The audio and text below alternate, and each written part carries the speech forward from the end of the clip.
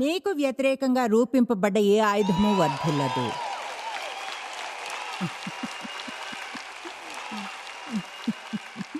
ఇది విని మంచి స్పందన వస్తుందనుకున్నాను. యెషయా 54:17 ఏ ఆయుధము నీకు వ్యతిరేకముగా రూపింపబడినది వర్ధిల్లదు. న్యాయ విమర్శలో నీకు దోషారోపణ చేయు ప్రతివానికి నీవు నేరస్థాపన చేసేదవు. ఈ నీతి, న్యాయము, శాంతి, విజయము యెహోవా యొక్క సేవకుల నీతి నా వలన కలుగుచున్నది. ఇది వారి స్వాస్థ్యము. ఇదే యెహోవా వాక్కు. ఇప్పుడు ఈ వారం మనం ఈ వచనాన్ని తీసుకుందాం. అలాగే దీని గురించి కొన్ని విషయాలను చెప్పి ఆరంభిస్తాను. నీకు వ్యతిరేకంగా రూపింపబడ్డ ఏ ఆయుధం వర్ధిల్లదు. న్యాయ విమర్శలో నీకు దోషారోపణ చేయు అది మనెవరికి నచ్చదు. ఎవరు విమర్శించి తీర్పు తీర్చబడాలనుకోరు. వచనం చెప్తుంది నీవు నేరస్థాపన చేసేదవు. అయితే క్రైస్తవ జీవితానికి ప్రాక్టికల్ వైపున వాళ్ళు తప్పైనా మనల్ని విమర్శించే వారికి మనం ఎలా చూపిస్తాం? మనల్ని మనం కాపాడుకుంటామా? లేక వాళ్ళ మీద కోపం వచ్చి అలానే వారిని నిందిస్తామా? లేదు, అదేదీ పనిచేయదు. అవునా? బైబిల్ చెప్తుంది యేసు అవమానించబడ్డప్పుడు తిరిగి ఆయన అవమానించలేదు. ఆయన అబ్యూస్ చేయబడినప్పుడు తిరిగి అలానే చేయలేదు. కానీ ఆయనలోనూ న్యాయంగా తీర్పునిచ్చే ప్రతిదీ అయినా ఆయనలో నమ్మకం ఉంచాడు. కనుక హద్దుగీత ఏమిటంటే మన విషయంలో మనల్ని విమర్శించి తీర్పు తీర్చేవారు తప్పని చూపించే విధానం దైవీకంగా ప్రవర్తించడమే. అపవాది వారి ద్వారా ఏం చేశాడో అలానే మన ద్వారా చేయనివ్వకుండా ఉండేలా. దాన్ని మళ్ళీ చెప్తాను.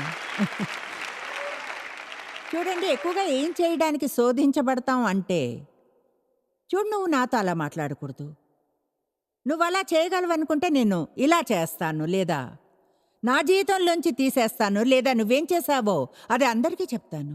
చూడండి, అలా చేసినప్పుడు మనందరం ఏం చేస్తున్నామంటే, ముందుగా మనుషులతో యుద్ధం చేయం. మన యుద్ధం శరీరాలతో కాదు, అధికారులతోనూ ఆకాశ మండలమందున్న దురాత్మల సమూహములతోనూ పోరాడుచున్నాం. ఇప్పుడు అది ప్రజల్ని విడుదల చేయలేదు. మనలో ఎవరిని మన బాధ్యతల నుంచి మన ద్వారా శత్రువుని క్రియ చేయనివ్వకుండా చేయలేదు. అయితే హద్దుగీత ప్రపంచంలోని చెడంతా, జరిగే ప్రతి చెడు విషయాలు పూర్తిగా వాటి ఆధారం అపవాది అని బైబిల్ చెప్తుంది. సాతాను కీడు చేసేవాడు, మోసగాడు, దుష్టుడు, అలాంటివి ఇంకా ఎన్నో ఎన్నో. అపవాదిని గురించి మాట్లాడడం మనకిష్టం ఉండదు, అవునా? అయితే విచారకరం ఏమిటంటే కొన్ని సంఘాల్లో అపవాదిని గురించి మాట్లాడడం అసంతోషకరం కనుక అతని గురించి మాట్లాడరు. నేను చర్చిలో చాలా ఏళ్ళున్నాను, దైనందిక క్రమంగా అలా వెళ్తూనే ఉన్నాను. అయితే అపవాది నిజం అన్న విషయాన్ని ఎన్నడూ గుర్తించనే లేదు. అదేదో హాలోవిన్ క్యారెక్టర్ అనుకున్నాను. చూడండి, ఒక రెడ్ సూట్ వేసుకుని ఒక పిచ్ ఫోక్ పట్టుకుని పొడవాటి తోకతో ఉండేవాడు. అంటే అపవాది ఉన్నాడని తెలుసు, కానీ అతడు ఉండగలడని అనుకోలేదు, లేదా నా జీవితంలో అసలైన సమస్య అని.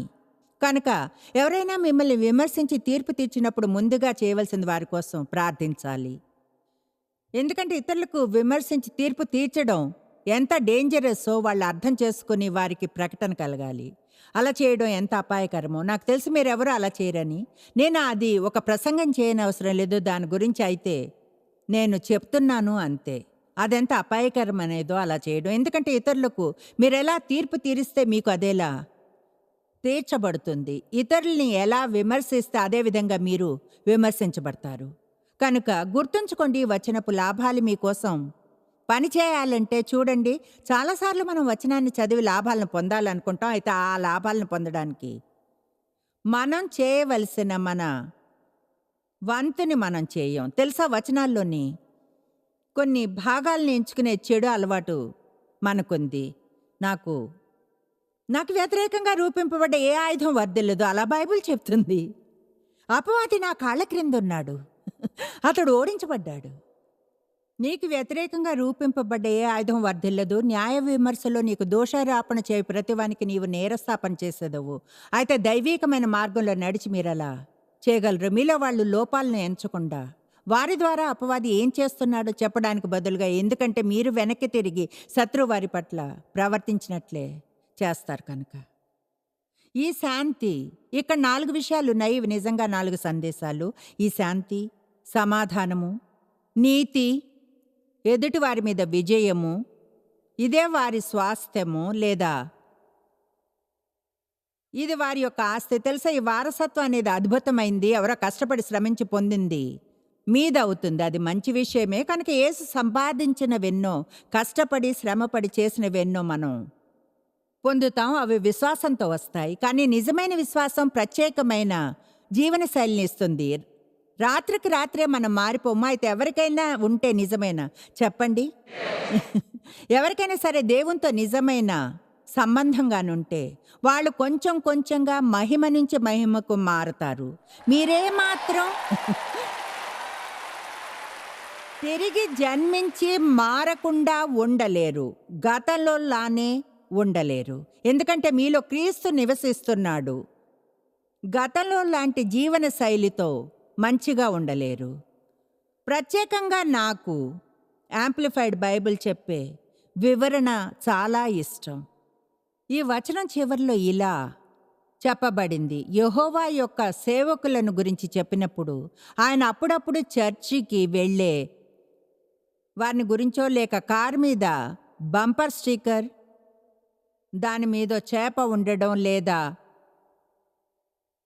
ఆఫీస్లో మెళ్ళో సిలువను ధరించే వారిని గురించో చెప్పడం లేదు. యెహోవా యొక్క సేవకులు అని ఆయన చెప్పేది ఎవరికైతే ఈ స్వాస్థ్యం ఉందో, ఎవరైతే వారికి వ్యతిరేకంగా రూపింపబడ్డ ఏ ఆయుధం వర్ధిల్లేదని నమ్ముతారో, వారిలో నిజమైన ఈ సేవకులు అనే క్యాపిటల్ ఎస్ యేసును గురించి మాట్లాడడం మళ్ళీ చెప్పబడుతుంది.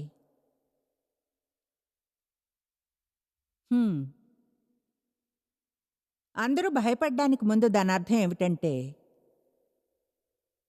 దేవునితో మన నడకలోని మన కమిట్మెంట్ విషయంలో గంభీరంగా ఉండాలన్నదే.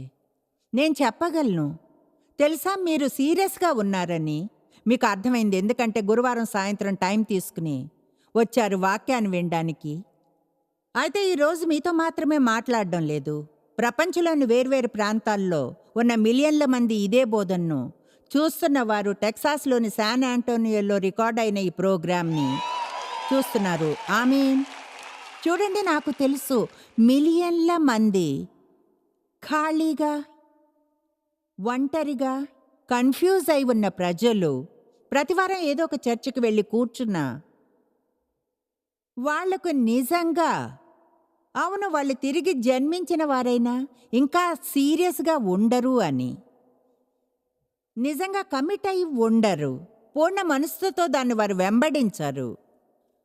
బైబిల్ చెప్తుంది, మొదటిది చివరిది ముఖ్యమైన ఆజ్ఞ ఏమిటంటే, నీ దేవుడైన యెహోవాను పూర్ణ మనసుతో, పూర్ణ బలంతో, పూర్ణ ఆత్మతోనూ ప్రేమించాలని.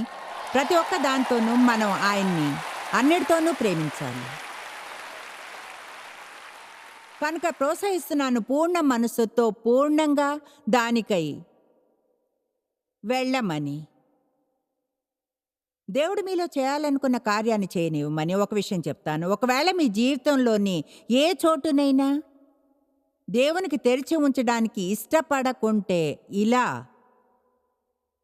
అనడానికి ఈరోజు నిర్ణయం తీసుకోవచ్చుగా. దేవా, నా జీవితంలోని ఏ ఏరియాలోకి నువ్వు వెళ్ళాలనుకున్నా వెళ్ళు.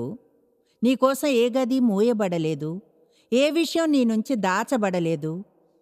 ఎందుకంటే నిశ్చయంగా మన కోసం, మన ప్లాన్ కంటే మన కోసం దేవుని ప్లాన్ బాగుంటుందని నమ్మవచ్చును. ఆమేన్.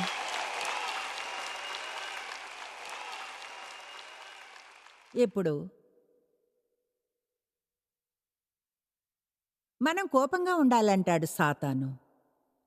క్షమాపణలేమితో నిండి ఉండాలని కోపంతోనూ, మనల్ని గాయపరిచిన వారందరి మీద పగతో. అలాగే ఇక్కడున్న ఒక్కరు కూడా ఎవరి చేతనైనా గాయపడిన వారు లేరు. మనం విడిపోవాలని అపవాది కోరిక. అతనికి విభజన ఇష్టం, కుటుంబాలను చీల్చడం, వివాహాలను విచ్ఛిన్నం చేయడం, స్నేహాల్ని చెడగొట్టడం ఇష్టం. ఆఫీసుల్లో ఒకరికొకరు వ్యతిరేకంగా ఉండాలని, సంఘాల్లో ప్రజలు ఒకరికి వ్యతిరేకంగా మరొకరు ఉండాలని.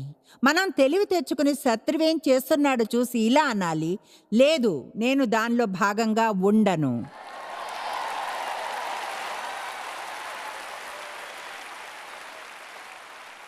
దేవుడు అంటాడు, వాక్యం కీర్తనలు 133 చెప్తుంది, ఐక్యత ఉన్న చోట ఆశీర్వాదము అభిషేకము ఉంటాయని.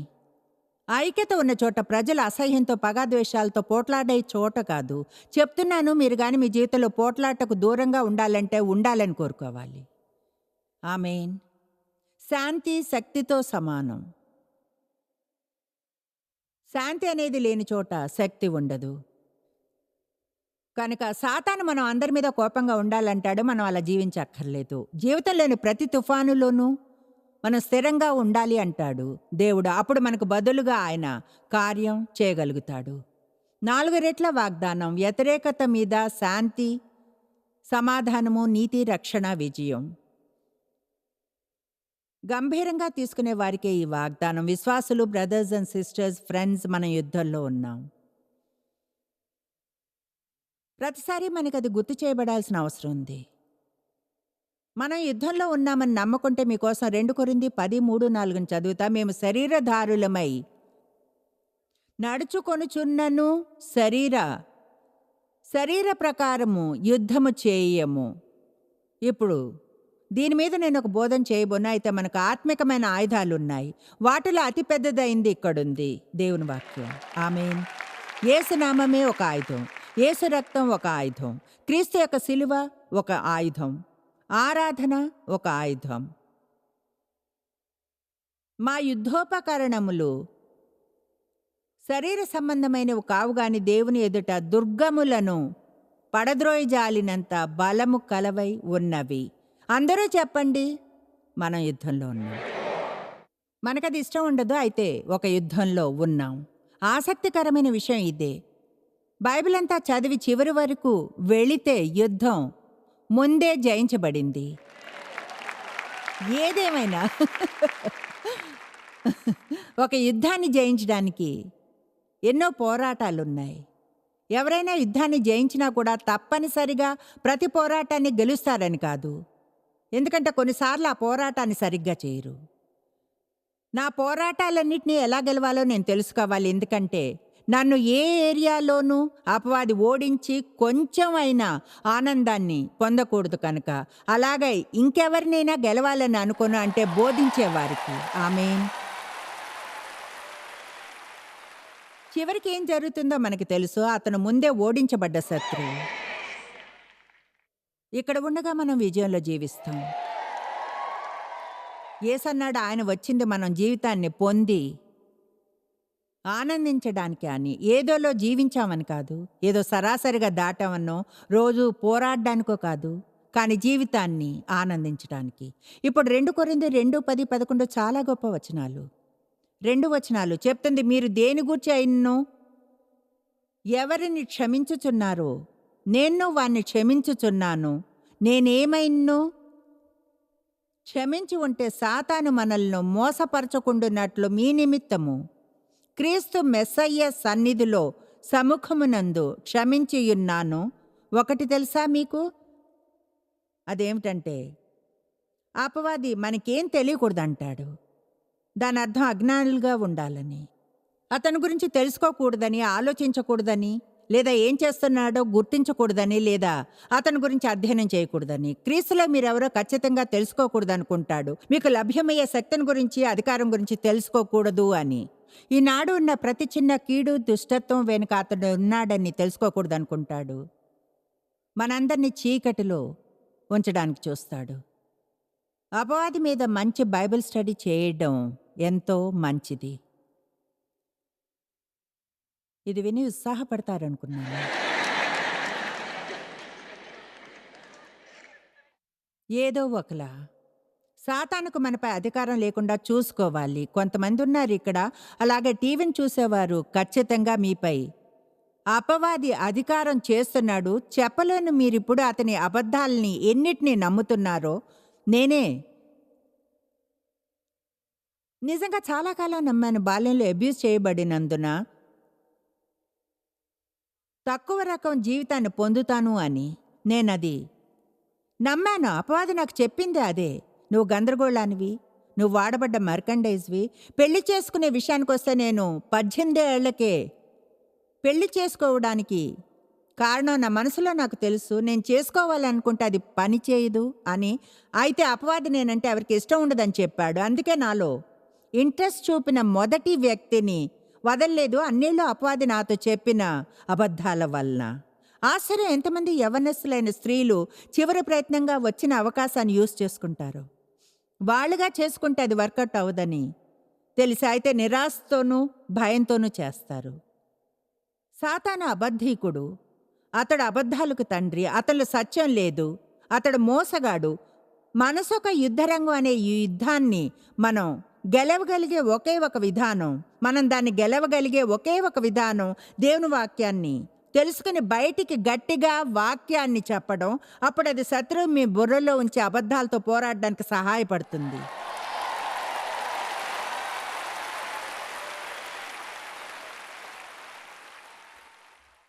క్రీస్తులో విశ్వాసులుగా మనకున్న అధికారాన్ని మనం యూజ్ చేసుకోవాలి. సాతానుకు శక్తి ఉంది, అయితే అతనికి లేనిదేదో మీకుంది.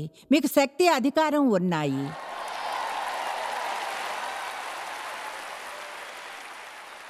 ఇప్పుడు మనం అతనికి అధికారాన్ని ఇవ్వగలం.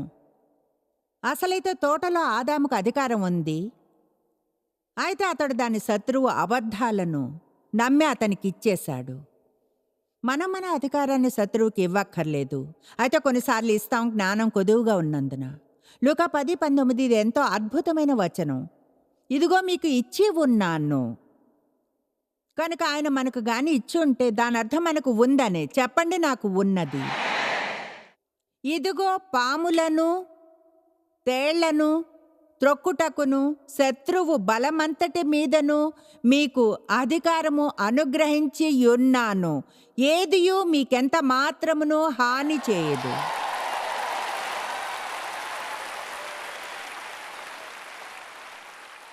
స్పష్టంగా చెప్తాను, దాని అర్థం మనకి వ్యతిరేకంగా ఏమీ రాదని కాదు, కానీ దాని అర్థం మనకు ఎటువంటి పర్మనెంట్ దీర్ఘకాలపు నాశనాన్ని కలుగ చేయలేదు మనం గాని దేవుల్లో నమ్మకం ఉంచితే. యోహాను 16:33లో యేసు స్వయంగా చెప్పాడు, లోకంలో శ్రమలు కలుగుతాయి, ధైర్యం తెచ్చుకోండి, నేను లోకాన్ని జయించాను అని. యాంప్లిఫైడ్ ఇలా చెప్తుంది, మీకు హాని కలుగ చేయలేనంతగా శక్తిని తీసివేశాను. ఇప్పుడు నా జీవితపు మొదటి 23 ఏళ్లలో భయంకరమైన గందరగోళంలో ఉన్నా, అయితే ఇప్పుడు మీ ముందు ఏ హాని కలగకుండా స్వస్థతను పొంది పూర్ణంగా ప్రజలకు హెల్ప్ చేస్తూ మీ ముందు ఉన్నాను. మనల్ని గాయపరిచే ఎన్నో విషయాలు మన బాల్యంలో ఆరంభం అవుతాయి. సమస్యలున్న ఇతర ప్రజలకు మన మీద అధికారం ఉన్నప్పుడు, లేదా ప్రపంచంలో మనం ఎదుర్కొనే ఎన్నో బాధలు అది వేరే ఎవరో సమస్య ఉన్నవారే, మనం వారి సమస్య మార్గంలోకి వస్తాం, తరువాత గాయపడతాం వారి సమస్యల వలన. అయితే అలాంటి ప్రతి పరిస్థితుల్లోనూ స్వస్థత పొంది పూర్ణంగా ఉండడానికి ఒక మార్గం ఉంది. 1 యోహాను 3:8 వచనం యొక్క 2వ భాగం చెప్తుంది, అపవాది యొక్క క్రియలను లయపరచుటకే దేవుని కుమారుడు ప్రత్యక్షమాయను.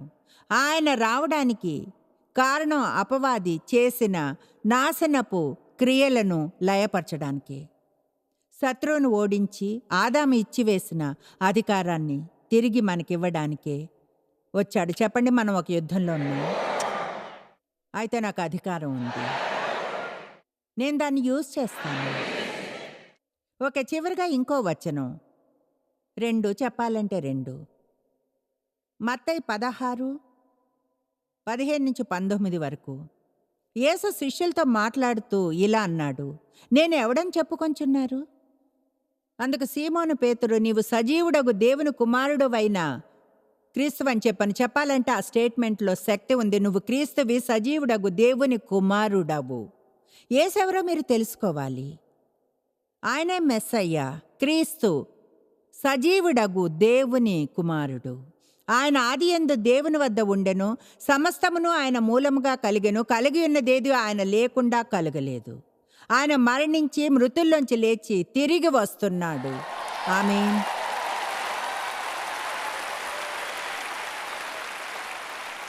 ఆయన్ని కలవడానికి సిద్ధపడే సమయం మనకిదే. ఆమేన్. అందుకు యేసు, నీవు ధన్యుడవు, సంతోషం, అదృష్టవంతుడివి, అసూయపడేలా చేయగల సీమోను బర్యోనా, పేతురుకి ఇది మరొక పేరు, నీవు ధన్యుడవు, పరలోకమందున్న తండ్రి ఈ సంగతి నీకు బయలుపరిచినే కానీ నరులు నీకు బయలుపరచలేదు. కనుక ఎవరైనా సరే యేసు ప్రభు అని చెప్తే మీరు నమ్మాలి, నమ్మాము అనాలి. మీరు అలా చేయడానికి వెళ్ళి నిర్ణయించుకోనక్కర్లేదు, దేవుడది మీకు తెలియపరిచాడు. నేను నమ్మినట్లుగా మీరు చాలామంది నాతో కలిసి నమ్ముతారని పూర్ణంగా యేసు శిలువ మీద మరణించి మీ పాపాలను తీసుకున్నాడని, అయితే అలా జరగడం మీరు ఎన్నడూ చూడలేదు. అటువంటి విషయాలను దేవుడు మనకు ఆ ప్రకటన ఇవ్వకుంటే ఎలా నమ్మగలం? కనుక పేతురుతో ఆయన అన్నాడు, నీకున్న ఈ నమ్మకము నేనెవరన్నది దేవుడు నీకు తెలియపరిచాడు. ప్రతి మనిషికి ఒక కొలమానంలో విశ్వాసం ఇవ్వబడింది. అయితే దాంతో ఏం చేస్తాం? మరియు నీవు పేతురువు, ఈ బండ మీద నేను నా సంఘమును కట్టుదును, పాతాళలోక ద్వారములు దాని ఎదుట నిలువనేరవని నేను నీతో చెప్పుచున్నాను. ఆయన మాటలకు అర్థం పేతురు మీద ఆయన సంఘాన్ని కడతాడని కాదు. ఆయన అర్థం పేతురుకున్న విశ్వాసం ప్రదర్శించబడుతుంది అని అన్నదే. అదే సంఘాన్ని నిర్మిస్తుంది. మనం విశ్వాసపు జీవితాన్ని జీవించినప్పుడు ఫీలింగ్ జీవితాన్ని కాదు, చూచిన దాంతో కాదు, కానీ ఇలా అన్నప్పుడు నువ్వే క్రీస్తువి, సజీవ దేవుని కుమారుడవు, నిజంగా దాన్ని నమ్మినప్పుడు స్థిరంగా ఉంటే పాతాళలోక ద్వారాలు దాని ఎదుట నిలవలేవు. ఓకే, ఇప్పుడు అది కొనసాగి మనకు ముఖ్యమైనది ఏదో చెప్తుంది. పరలోక రాజ్యం యొక్క తాళపు చెవులు నీకు ఇచ్చేదను, ఆ తాళాలు ప్రార్థనలు. పరలోక రాజ్యాన్ని ప్రార్థనే తెరవగలదు. ప్రార్థించినప్పుడు, అది పనిచేస్తున్నప్పుడు గొప్ప శక్తి లభ్యం అవుతుంది. ఇప్పుడు ప్రార్థన మీద బోధించడానికి టైం లేదు, అయితే చెప్తున్నాను, మీరు అడగలేదు కనుక పొందలేదు. ప్రార్థించే వరకు వెయిట్ చేయక్కర్లేదు. ఒక సమస్య కనిపించగానే వెంటనే ప్రార్థన చేయండి. పరలోక రాజ్యపు తాళపు చెవులు నీకు ఇచ్చేదను, నీవు భూలోకమందు దేని బంధించదువో అది పరలోకంలో బంధింపబడును, భూలోకమందు దేని విప్పదువో అది పరలోకమందు విప్పబడును. అయితే యాంప్లిఫైడ్ స్పష్టంగా చెప్తుంది, నువ్వు దేన్ని బంధించదువో సరైనది కాదని, అన్యాయమైందని అంటావో భూమి మీద అది పరలోకమందు ముందే బంధించబడి ఉంది. దేన్ని విప్పదువో అది పరలోకమందు ముందే విప్పబడి ఉంటుంది. కనుక ఆయన అంటున్నాడు, ప్రార్థన అనే తాళాల ద్వారా భూమి మీద నీకు పరలోకంతో పార్ట్నర్ అయ్యే శక్తిని ఇస్తున్నాను. దేవుని చిత్తాన్ని భూమి మీదకు తీసుకురావడానికి. కనుక పరలోకం దేన్నైతే బంధించి ఉంచుతుందో దాన్ని నువ్వు బంధించగలవు, అలాగే పరలోకం దేన్నైతే విప్పుతుందో దాన్ని విప్పి నీ జీవితంలో పొందగలవు. అంటే నేను అపవాదిని బంధించి ఈనాడు పరిశుద్ధాత్మ శక్తిని సరళంగా భూమి మీద ప్రవహింప చేయగలను.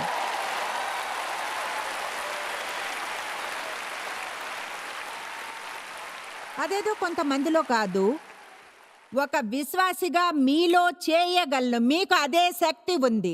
అయితే మీరు అది నమ్మి దాన్ని అభ్యసించి యూజ్ చేయాలి.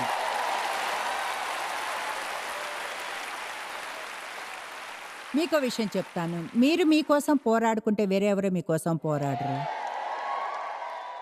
మీ అమ్మ మీకోసం పోరాడగలదు, అమ్మమ్మ మీకోసం పోరాడగలదు. అయితే మీరుగా పోరాడడం మంచిది. మీ జీవితంలో ఏదో ఒక సమయంలో గొల్యాతను ఎదుర్కోవలసి వస్తుంది. శాంతి అనేది నిజంగా శత్రువుకి వ్యతిరేకంగా వచ్చే ఆయుధమే. బైబిల్ దీన్ని కవచంగా చెప్తుంది. మనల్ని కాపాడే కవచం అది.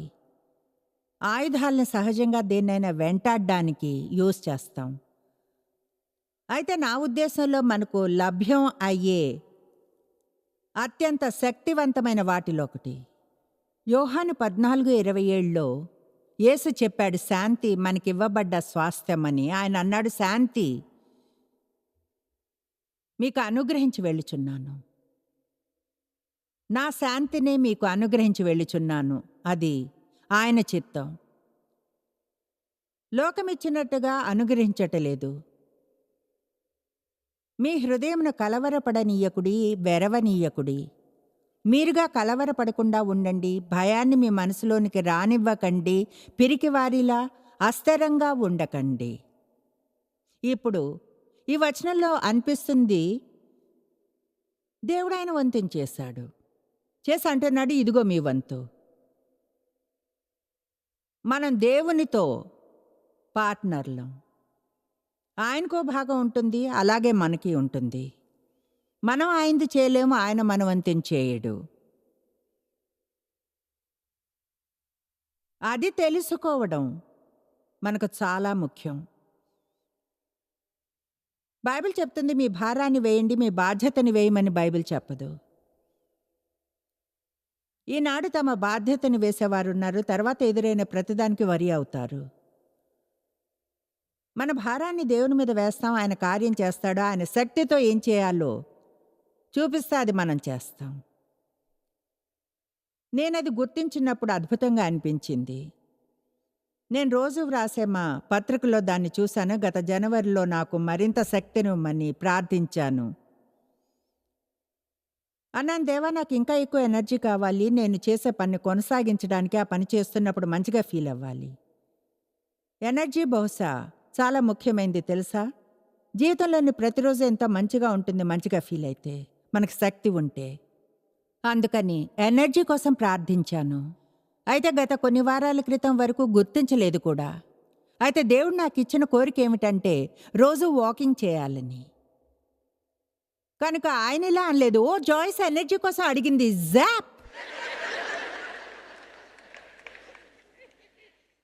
కమాన్, ఇది ముఖ్యమైంది. నాకేదో చూపించాడు చేయడానికి. దాన్ని చేసే కృపనిచ్చాడు. దానికి రోజు నేను ఆయన మీద ఆధారపడతాను. దేవునికి స్తుతులు. అది చేసే సామర్థ్యాన్ని నాకు ఇచ్చినందుకు దానికోసం ఆయన్ని నమ్ముతాను. అయితే మనం ఇలా ఆలోచించడానికి అలవాటు పడిపోతాం.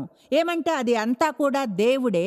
అంతా దేవుడే అయితే మనం ఆయనతో పార్ట్నర్స్మి, దేవునితో భాగస్వామిగా ఉండడం అంటే అది మనకి ఇవ్వబడ్డ గౌరవం. ఆయన వచ్చి మనలో నివసిస్తాడు, మనం ఆయనలో ఉన్నాం, ఆయన మనలో. మనం దీన్ని పార్ట్నర్స్గా కలిసి చేస్తున్నాం. ఆయన జ్ఞానాన్ని ఇస్తాడు, ఆయన మనకు కృపనిస్తాడు, ఆయన మనకు బలాన్ని ఇస్తాడు, ఆయన సామర్థ్యాన్ని ఇస్తాడు. కనుక ఆయన లేకుండా మనం ఏమీ కాము. అయితే ఆయన ద్వారా మనం ప్రతిదీ కాగలము. అది ఆయన మహిమ గౌరవం కొరకు చేయమంటాడు. ప్రతిరోజు దేవునితో పార్ట్నర్షిప్లో ఉన్నామని గుర్తించినప్పుడు జీవితం ఉత్సాహంగా ఉంటుంది. ఆయన మనల్ని యూజ్ చేసుకుంటాడని, మన ద్వారా ఆయన్ని ప్రవహించనిస్తే. కనుక జీవితంలో ఏదైనా కావాలని ప్రార్థించి అడిగినప్పుడు ఏదో మీ కంప్యూటర్ సిస్టమ్ నుంచి కొత్త డౌన్లోడ్ లాంటి దాన్ని మీరు ఆశించకండి. ఓ నేను డౌన్లోడ్ చేసుకోవడానికి నా దగ్గర ఏమైనా ప్రోగ్రామ్ ఉందా? యా ఉంది, నా దగ్గర ప్రోగ్రామ్ ఉంది. అది ఎక్కడుంది? మీరు చదవండి, అధ్యయనం చేయండి, తెలుసుకోండి. దాన్ని మీ జీవితంలో పనిచేసేలా చేయండి. దాన్ని ఉంచకుండా అలా చేస్తూ ఉండండి, చేస్తూ ఉండండి, చేస్తూ ఉండండి. అప్పుడు సడన్గా గుర్తిస్తారు, గతంలో ఉన్న దానికంటే పూర్తిగా వేరుగా ఉన్నాను అని.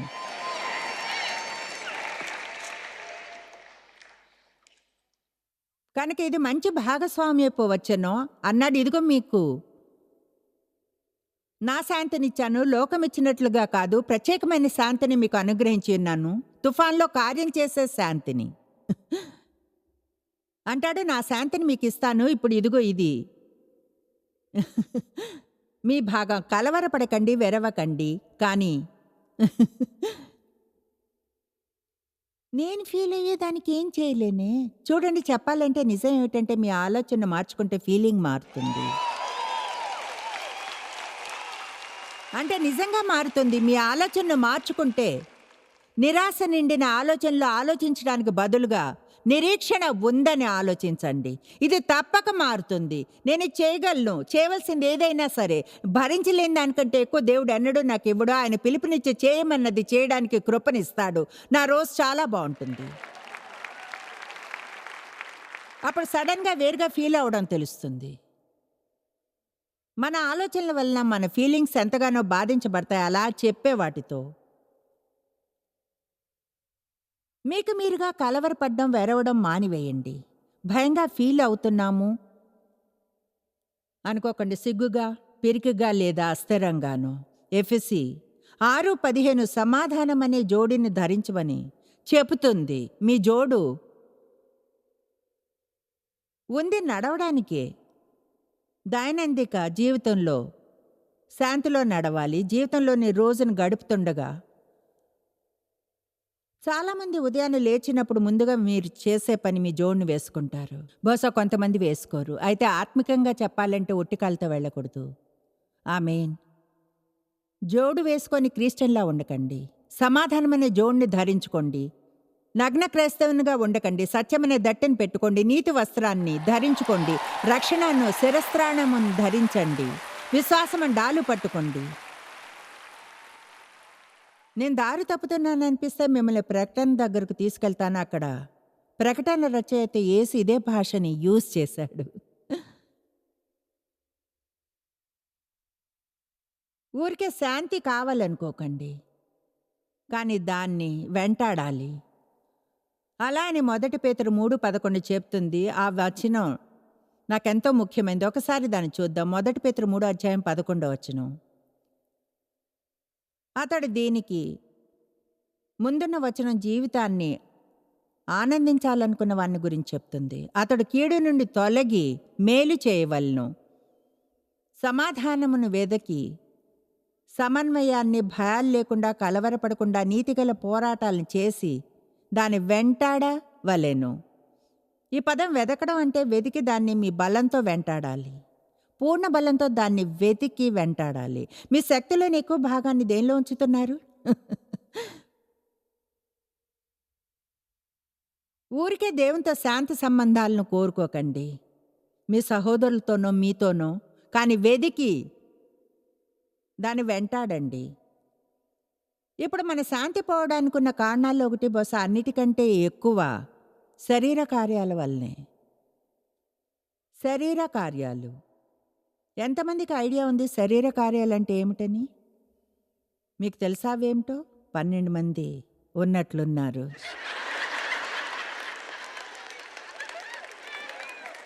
బహుశా నేను ఇక్కడ రాత్రంతా ఉంటే బాగుంటుందేమో. ఓకే, చెప్పేది వినండి. శరీర కార్యాలు దేవుని కార్యాల కంటే వేరైనవి. మనం దేవుని కార్యాలను చేయాలి. దేవుని కృప చేత మనం చేయాలి. అయితే ప్లేగు అన్నట్లుగా శరీర కార్యాలను చేయడం మానివేయాలి. నా సమస్యని ఎలా సాల్వ్ చేసుకోగలను అన్నదానికి శరీర కార్యాలే నా మంచి ఐడియా. నా భర్తను ఎలా మార్చగలననే నా బ్రైట్ ఐడియా. మా పిల్లల్ని ఎలా మార్చగలననే నా బ్రైట్ ఐడియా. అలాగే నన్నెలా మార్చుకోవాలనుకోవడానికి నా బ్రైట్ ఐడియా. చూడండి, నేను అది చేస్తాను అంతే. అయితే అంతగా కాదు తెలుసా.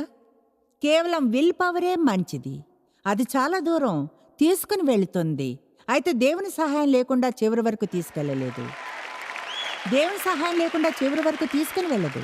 కనుక నేను చాలా ఏళ్ళు గడిపాను జీవితం ఆరంభంలో. ఎప్పుడు చూడండి విసుగ్గానే ఉంటూ. ఇక్కడ ఎవరైనా విసిగిపోయి ఉండడం అంటే తెలిసిన వారు ఉన్నారా? ఓకే, సరే. దేవుడు నాకు ఈ చిన్న ఫ్రేజ్నిచ్చాడు. చెప్పాలంటే మా ఇంట్లో దీన్నో గుర్తుగా పెట్టుకుంటాను. కనుక మీకోసం ఒకటి చేసి పెట్టాను. బహుశా ఇది అయిపోయిన తర్వాత దీనికి నాకు బాగానే డబ్బులు వస్తాయనుకుంటాను.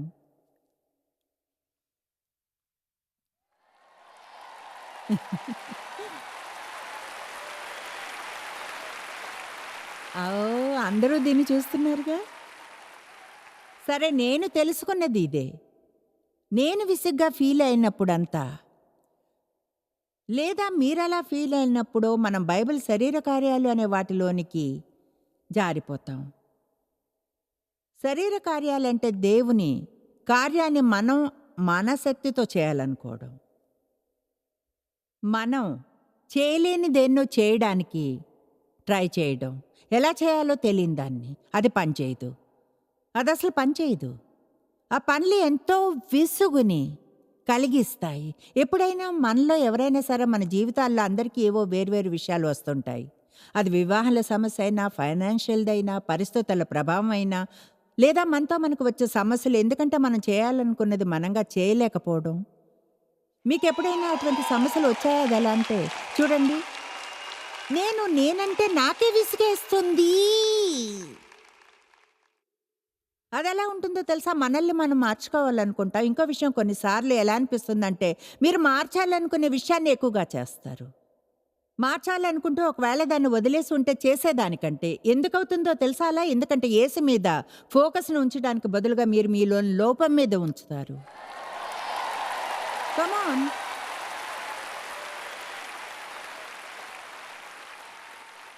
యేసు వైపు నుంచి దృష్టిని మరల్చే వాటన్నిటి నుంచి దృష్టిని మరల్చుకోవాలి. ఆయన ఏం చేయమని చూపిస్తే అది చేయగలను. దేని చేయడానికి అభిషేకిస్తే దాన్ని చేయగలను. అయితే బయటికి వెళ్ళి ఇష్మాయేల్‌ని పొందలేను, ఇస్సాకు కోసం వెయిట్ చేయాలనుకోకుంటే. దీని అర్థం తెలియనంతగా బైబిల్ గాని తెలియకుంటే పాత నిబంధనలో ఒక కథ ఉంది. ఒక మనిషిని గురించి అతనికి వాగ్దానం ఇవ్వబడింది. అతని నుంచి అతనికి ఒక బిడ్డ పుడతాడని. సమస్య ఏమిటంటే అతనికి 100 ఏళ్ళు, అతని భార్యకి 90 పైనే ఉంటాయి. బిడ్డలు కనే వయసుని దాటిపోయారు. దేవుడన్నాడు మీకు బిడ్డ కలుగుతుందని వాగ్దానం ఇస్తున్నాను. వాళ్ళు ఏళ్ల తరబడి వెయిట్ చేశారు. ఎన్నో ఎన్నో ఏళ్ళు గడిచిపోయాయి. బిడ్డ కలగలేదు. లేదు లేదు. కనుక వాళ్ళకు మంచి ఐడియా వచ్చింది. నువ్వు నా దాస్తో వెళ్ళు, ఆమె గర్భవతి అవుతుంది. అప్పుడు ఒక బిడ్డ కలుగుతాడు. ఆ బిడ్డ నా బిడ్డ అవుతాడు. చూడండి, అతడే ఇష్మాయేలు. అంటే అర్థం యుద్ధపు మనిషి. ఇస్సాకు అంటే ఒక వాగ్దానం. వాగ్దానం ఇవ్వబడ్డ బిడ్డ అతడు. మన వాగ్దానము అదిగో అతడే. మనం ఇస్సాకు కోసం వెయిట్ చేయాలనుకోం ఎక్కువగా. ఎందుకంటే మనం అనుకున్న దానికంటే దానికి ఎక్కువ టైం పడుతుంది. కనుక వెళ్ళి ఇష్మాయేల్‌ని పొందిన తర్వాత అతని డైపర్స్ చాలా కాలం వరకు మారుస్తాం. శరీర కార్యములు ఎప్పుడైనా సరే విసిగిపోతే శరీర కార్యాల్లో పడతారు. మీకు 3 ఏరియాలను గురించి చెప్పగలను. మిమ్మల్ని మీరు మార్చుకోవడానికి ట్రై చేసే విషయంలో శరీర కార్యాల్లో పడగలరు. నాకు అది తెలుసు. ఎందుకంటే మీకేం చెప్తున్నాను, నేను విన్న ప్రతి సందేశం నాకు కావాల్సిందే. ఇలాంటి మీటింగ్లకు రావడం ఆరంభించినప్పుడు మొదట్లో ఎవరైనా ఇటువంటి సందేశం ఒక్కటి బోధించలేదు. బోధన విని నేరభావంతో వెళ్ళేదాన్ని, దోషారోపణతో వెళ్ళేదాన్ని. ఎందుకంటే నాకు ఆ రెంటికి తేడా తెలియలేదు కనుక నన్ను కన్విక్ట్ చేసేది ఏదైనా దేవుడు యూజ్ చేస్తే దాన్ని అపవాదు తీసుకునేలా చేసి నాపై నేరం మోపి దాంతో తల మీద కొట్టనిచ్చేదాన్ని. ఎవరికైనా ఎప్పుడైనా ఆ అనుభవం కలిగిందా? తెలుసా, అది ఎల్లప్పుడూ బోధకుల తప్పు కాదు. ఎప్పుడు మీరు చెడుగా ఫీల్ అయ్యేలా చేసేది వాళ్ళు కాదు. ఎందుకంటే కొన్నిసార్లు మీకు ఇలా అనడం తెలియనందునే, చూడు నువ్వే రైట్ దేవా, ఈరోజు నన్ను పట్టేశావు, దాంతో నాకు సమస్య ఉంది, నిన్ను అడిగి నమ్ముతున్నాను, నన్ను మార్చమని. తర్వాత ఇంటికి వెళ్ళి మీకు సమస్య ఉన్న ఆ చోట వాక్యాన్ని అధ్యయనం చేయండి. అది చాలా సింపుల్. నిజంగా సింపుల్. మీకు బ్యాడ్ టెంపర్ ఉంటే విజయం మీద బోధన అవసరం లేదు. ఈ వారాంతం చర్చిలో జరిగే విజయపు సెమినార్కి వెళ్తాను నేను. అయితే మీరు వారం అంతా పిచ్చివారిలా మీ ఫ్యామిలీ మీద అరుస్తూ తిరుగుతారు. నిజాయితీగా ఉంటాను, మీరు సక్సెస్ సెమినార్కి వెళ్లకుండా ఇంటి వద్దే ఉండడం మంచిది. ఉండి కోపం మీద చూడగలిగినన్ని వచనాలను బైబిల్లో చూసి వాటిని మీరు వ్రాసుకోండి, మీ కంప్యూటర్లో పెట్టుకోండి, వాటిని ప్రార్థించండి, అన్ని పదాలకు వివరణ చూడండి. ఎందుకంటే మీకు సమస్య ఉన్న ఏరియాలో వాక్యాన్ని అధ్యయనం చేసినప్పుడు మీ ప్రాణానికి అది మందులా పనిచేస్తుంది. మీ జీవితాన్ని మార్చే శక్తి దానికి ఉంది. ఒక డిక్షనరీని ఎలా యూజ్ చేయాలో తెలుసుకోండి. అసహనంగా ఉంటే ప్రాస్పరిటీ అవసరం లేదు. ఎలా వెయిట్ చేయాలో తెలుసుకోవాలి. అంటే మంచి వైఖరితో నిరీక్షించడం. సహనం అంటే అదే, మంచి వైఖరితో వెయిట్ చేయడం. ఆమేన్. సహనం వెయిట్ చేయడానికి సామర్థ్యం కాదు, మనం ఎలా వెయిట్ చేస్తామన్నదే. నేనే తెలుసుకున్నప్పుడు మీరు ఇంకా నా గుర్తునే చూస్తున్నారా? నేనే తెలుసుకున్నప్పుడు నాకు చాలా పెద్ద విషయం ఇప్పటికీ హెల్ప్ చేస్తుంది. ఎందుకంటే నాకు విసుగు కలగడం మొదలవగానే నిన్న నేను ఎదురు చూడని బిల్లు ఒకటి వచ్చింది. అది చాలా పెద్దది. అది ప్రతి నెలా వచ్చే వాటికి బిల్ చేయబడి వచ్చేలాంటి బిల్స్లో ఒకటి అని చెప్పవచ్చును. అయితే దాదాపు ఒక ఏడాదిగా బిల్లులు రాలేదు. కనుక ఇప్పుడు ఒకసారి సడన్‌గా నేను ఆ విషయం మర్చిపోయాను. ఎందుకంటే అది మెయిల్‌లో వచ్చి నా కళ్ళకి కనిపించకుంటే మర్చిపోతాను. తర్వాత వచ్చినప్పుడు ఇలా అవుతాను. ఏమిటి? మీకు తెలుసా నా మొదటి స్పందన? చిరాకు పడిపోవడం. నాకు బిల్లుని పంపని మనిషి ఎవరో వారిని పొమ్మని చెప్పండి. తెలుసా మన మొదటి స్పందనతో ముందుగా రియాక్ట్ అవ్వడం మంచిది కాదని? ఊపిరి తీసుకుని, నోటికి తాళం వేయండి కొంచెం సేపు. సహాయం దేవా సహాయం. నేనిలా అనుకున్నాను. నేను ఏదేమైనా డబ్బును ఖర్చు చేసుండేదాన్ని. దాన్ని చిన్న ఇంక్రిమెంట్స్‌లో. సమస్య నుంచి మీకు మీరే మాట్లాడుకోవచ్చు. ఆమేన్. మిమ్మల్ని మీరు మార్చుకోలేరు. మీ చుట్టూ ఉన్న వాళ్ళని మార్చలేరు. నన్ను నేను మార్చుకోవడానికి ఎంతో కష్టపడ్డాను. విన్న ప్రతి సందేశం నాకు కావాల్సిందే. నాకు అవసరం లేదన్నది ఒకటి లేదు. నా నోరు చాలా పెద్దది. నా మైండ్ గందరగోళం. నా భావాలు గందరగోళం. స్వార్థపరురాలిని, పిసినారిని ఏది విన్నా సరే నాకు కావాలది. ఎవరూ నా అంత చెడ్డవారు కాదనుకునేదాన్ని. నన్ను నేను మార్చుకోవడానికే టైం వెచ్చించాను. అదంతా విసుగు కలిగించేది. స్క్రీన్ మీద గలతీ 3వ అధ్యాయం 1 నుంచి 3 వరకు చూద్దాం. దీని మీద అనుకుంటా వినోదంగా ఉంది. ఓ అవివేకులైన సిల్లీ ఆలోచన లేని సెన్స్‌లెస్ గలతీయులారా!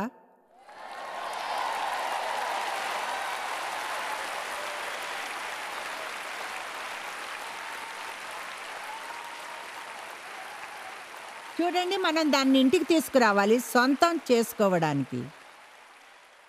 ఓ అవివేకులైన గలతీయులారా, మిమ్మును ఎవ్వడు భ్రమపెట్టును. సిలువ వేయబడిన వాడైనట్టుగా యేసుక్రీస్తు మెస్సయ్య మీ కన్నుల ఎదుట ప్రదర్శింపబడెను గదా!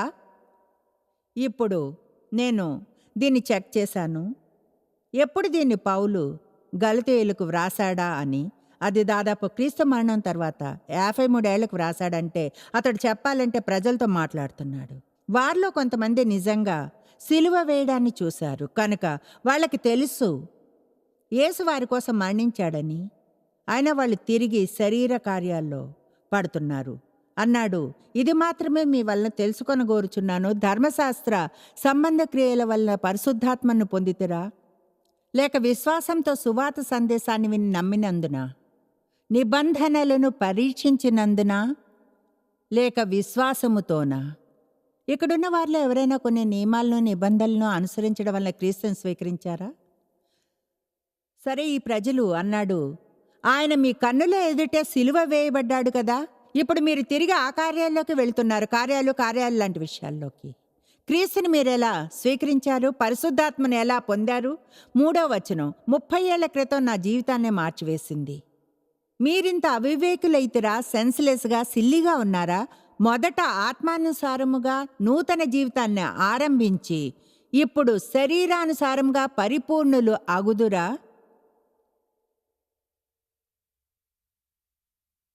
మీరెలా మారగలరు? రక్షించబడ్డ విధానంలోనే, దేవునిలో విశ్వాసాన్నుంచి.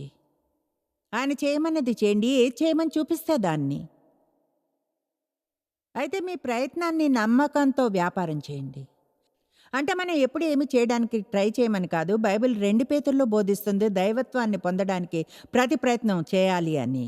అయితే అది శారీరకమైన ప్రయత్నం కాదు. ఆ ప్రయత్నం పరిశుద్ధాత్మతోనూ ఆయన ద్వారానూ అయి ఉండాలి.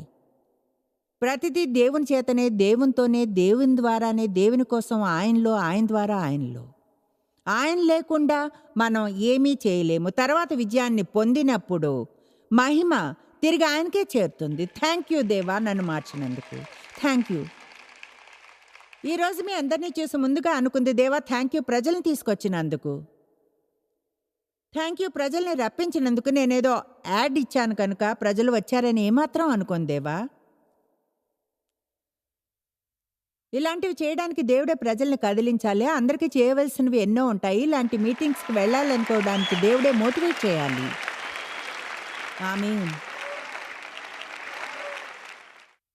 మిమ్మల్ని మీరు మార్చుకోవడం మానండి. అలాగే తెలిసిన వారందరినీ మార్చాలనుకోకండి. మొన్న ఒకరోజు ఏదో చదివాను, బాగుందనుకున్నాను. ప్రజల్ని విమర్శించి వారిని మార్చాలనుకోవడం అనేది క్రిస్టియన్స్కి ఇష్టమైన ఇండోర్ గేమ్ అని. అంటే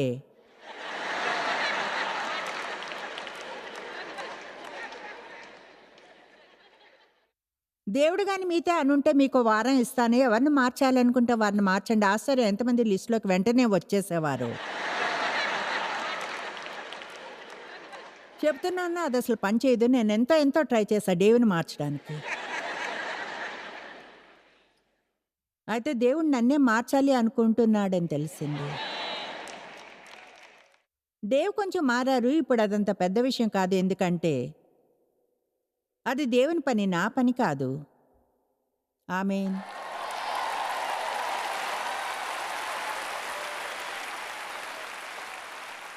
డేవ్ నా ప్రాపర్టీ కాదు. దేవుని ముందు నిల్చున్నప్పుడు నేను డేవ్‌కి లెక్కను అప్పగించను. మన తీర్పుకు పాపం హీనంగా ఉంటుంది. ప్రజలు మన తీర్పుకు చేసేదానికంటే.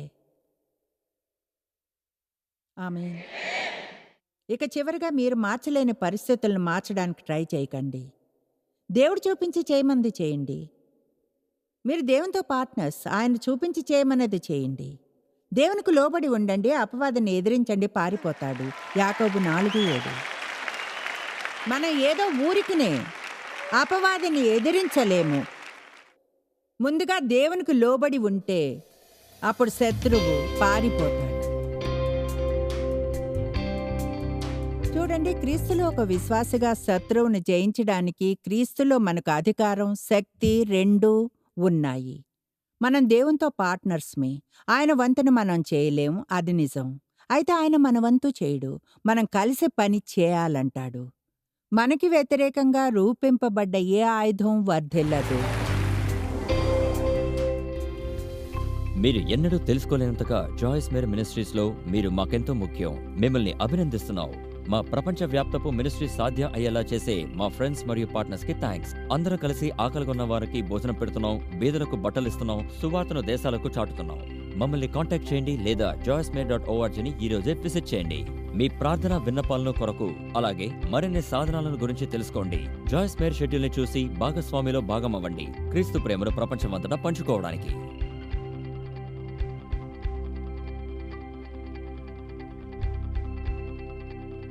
ఈ programme Joyce Meyer ministries partners మరియు ఫ్రెండ్స్ ద్వారా స్పాన్సర్ చేయబడింది.